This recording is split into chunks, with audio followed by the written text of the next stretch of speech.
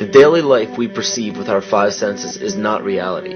Quantum physics has shown that space and time are illusions of perception. Therefore, our bodies cannot truly be a reality if they occupy this space. Ernest Rutherford performed an experiment in Manchester that revealed to him the shape of the interior of an atom. Scientists were shocked to discover that the atom is almost entirely empty space. The question then became, how could this empty atom possibly make the solid world around us? Our true consciousness does not exist in our brains or in our bodies. But this illusion of our individual bodies, along with the misinformation of our true origins, has manifested the idea that we all think independently from one another. With this misunderstanding, it would seem impossible to scientifically explain telepathy, clairvoyance, spiritual mediums, and other phenomena dealing with transferring information between sources without physical means of communication. But when you understand that there is a common spiritual bond between all things in the universe, and that we are all part of one divine intelligence, no phenomena is unexplainable. This simple understanding fills all the holes in modern religions. It explains reincarnation, déjà vu, predictions of the future, and literally every event, occurrence, or anomaly ever experienced. The blank matter within the most basic building blocks of perceivable existence is malleable and molded by intent.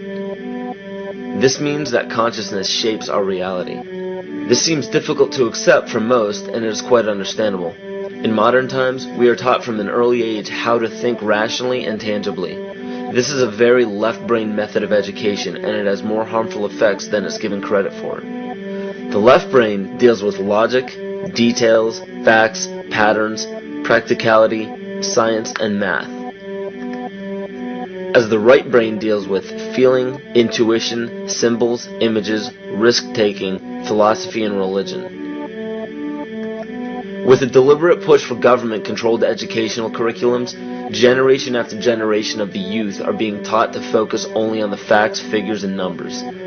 Repetition is used to train children subconsciously to accept what they're learning. Children aren't rewarded for questioning the validity of the information they receive. They are ridiculed. However, the children who blindly accept the information as true and merely regurgitate the information on command when it is time to take a test, those children go on to become the decision makers in our government, law, medicine, business, and every other occupation with power and prestige. The most detrimental effect of being pushed away from holistic thinking with the full brain into a strictly left brain thought is what is known as the suppression of the feminine. Every male and female have both feminine and masculine qualities. It has nothing to do with man or woman. These are represented by the left and right brain, yin and yang, black and white, light and dark, and most every other duality. Both are vital to our spiritual and physical health. In ancient Egypt, the female was the rightful heir to the throne. The male she chose to marry became pharaoh.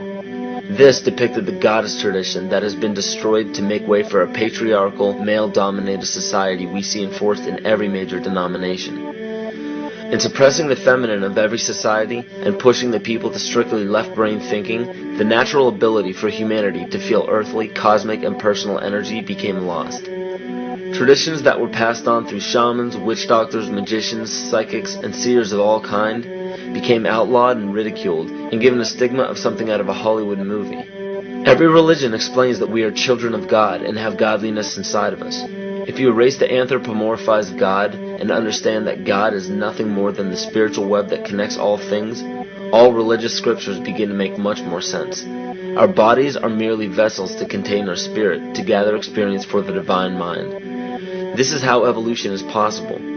It is scientifically proven that all species are evolving into more complex beings. Innate knowledge or racial memory within all species is the understanding of newborns of all kinds to automatically know specific details and traits that the mother does not have to teach them.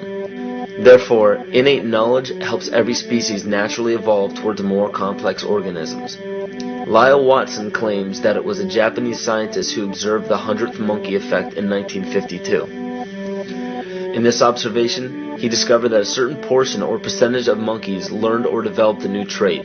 The knowledge became an innate ability in that species. This is further testimony to a collective consciousness among species.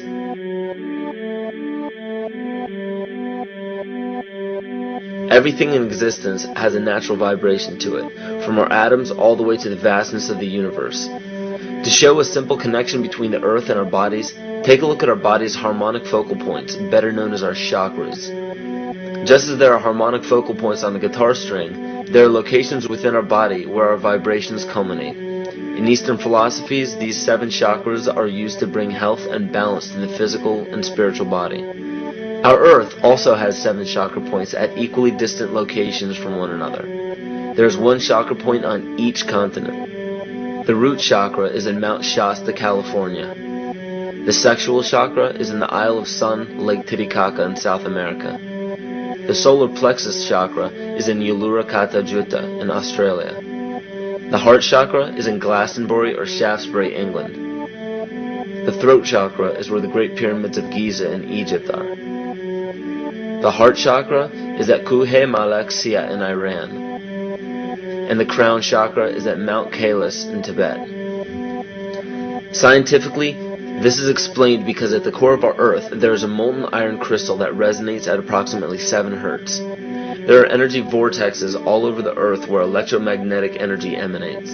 There are also several vile vortices surrounding the equator where strange anomalies occur, such as radio and compass malfunctions, as well as plane and ship disappearances. You may have heard of a few of these.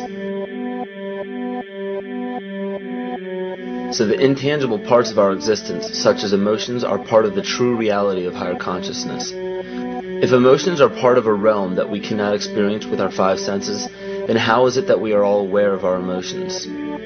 What most people believe to be emotions are not truly the emotion itself. What we are experiencing is the physical manifestation of these emotions. Anger causes disturbance in the psyche, which manifests itself in the ego. These manifestations cause the heart rate to increase, body temperature to rise, and spawn many other physical traits that signify anger. Just as music from the radio is a physical manifestation of an intangible signal, our experience of emotion is the physical manifestation of an intangible signal as well. It has been shown that our emotions have a vibratory frequency to them. Furthermore, there are only 2 emotions that humankind experiences: fear and love. All other emotions branch either directly or indirectly from these 2 emotions. Fear has a long and slow frequency vibration to it, while love has a very rapid and high frequency. To show that vibration is the very foundation of existence, Hans Jene developed what is known as cymatics in the 1940s to show that when vibrations of sound are passed through a form of media, there is a set pattern that will follow. When the frequency increases, the media develops into a more complex pattern. This is precisely what is happening to our Earth and to humanity. There are 64 possible codes of amino acids in our DNA structure made from 4 elements: carbon, oxygen, hydrogen, and nitrogen. By any means of logic, we should have all 64 codes activated within our DNA structure. Yet we presently only have 20 active codes. And of these 64 possibilities, it appears that only 20 of these codes are turned on right now for us, the 20 amino acids. There is a switch that turns off and turns on where those coding sites lie, and that the switch for that turning off and turning on is what we call emotion. And this is the first time that we've ever seen the patterns of emotion directly physically linked to human genetic material. Well, fear is a long, slow wave of emotion. So this wave of fear is a long, slow wave and touches relatively few sites on this DNA. So an individual living in fear is limited to the number of antennae that they have available to them, whereas an individual living in the pattern of love, this is love in DNA, you can see it's a higher frequency, shorter wavelength. We have many more potential sites for coding along that genetic pattern. This information, this is amazing. This is the first time we've ever had a hard digital link between emotion and genetics. This is important to understand because another researcher named Vladimir Popanov measured tiny particles of light called photons inside a vacuum tube. The photons were scattered as expected. A sample of DNA was then entered into the vacuum tube and they measured the photons again. They found that the particles of light aligned themselves along the axis of the DNA. Then, as they removed the DNA sample, the photons remained aligned to the same form of the DNA, even though no DNA was present. This is what is known as the phantom DNA experiment. Science has now bridged a very important gap between physical and ethereal, or spiritual. Our emotions directly affect the structure of our DNA, which directly shapes the physical world we experience every day. So the messages left by the ancients that we've explained here were more than just prophecies about a one-world government or a new world order. We now understand why the study of the heavenly bodies were so important. The rotation and orbit of all that makes up our universe serves as a clock to map changes and transitions, or in our bodies. But this illusion of our individual bodies, along with the misinformation of our true origins, has manifested the idea that we all think independently from one another. With this misunderstanding, it would seem impossible to scientifically explain telepathy, clairvoyance, spiritual mediums, and other phenomena dealing with transferring information between sources without physical means of communication. Revealed to him the shape of the interior of an atom. Scientists were shocked to discover that the atom is almost entirely empty space.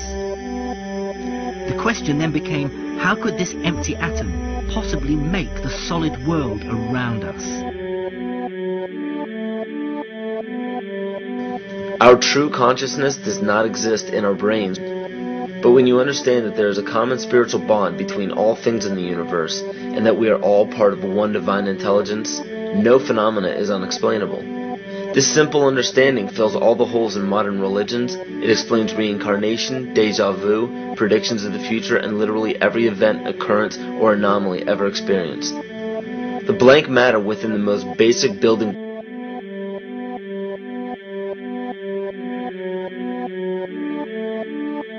The daily life we perceive with our five senses is not reality. Quantum physics has shown that space and time are illusions of perception. Therefore, our bodies cannot truly be a reality if they occupy this space. Ernest Rutherford performed an experiment in Manchester that revealed